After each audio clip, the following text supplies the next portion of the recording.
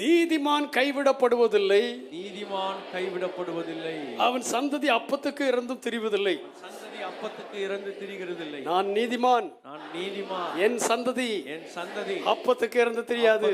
இறந்து தெரியாது. கர்த்தரை தேடுகிறவர்களை கைவிட மாட்டார்.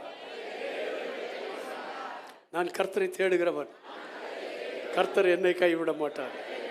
தம்முடைய ஜனத்தை அவர் கைவிட மாட்டார்.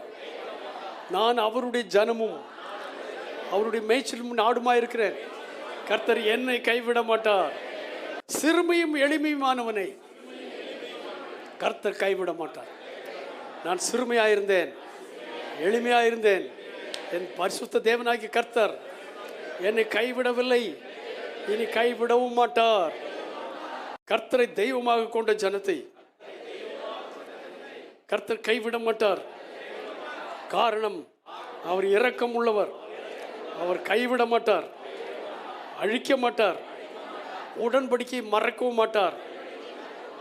கடைசியாக கர்த்தருடைய பரிசுத்தவான்களை கர்த்தர் மறக்க மாட்டார். நீங்களும் நானும் மறக்கப்படாத கூட்டத்தில் காணப்படும். கைவிடப்படாத கூட்டத்திலே காணப்படும். அல்லேலூயா. 6 காரியங்களை உங்களுக்கு சொல்லி இருக்கிறேன். 6 காரியங்களையும் மனதார மனதில் வைத்து, 6 காரியங்களை நன்றாய் மனதில் வைத்து அதன்படி நடக்க கர்த்தர் உங்களுக்கு உதவி செய்வார். எபிரேயர் 13:6 சொல்லியிருக்கு, நான் உன்னை விட்டு விலகுவதும் இல்லை, உன்னை கைவிடுவதும் இல்லை என்று அவர் சொல்லி இருக்கிறாரே. ஹல்லேலூயா.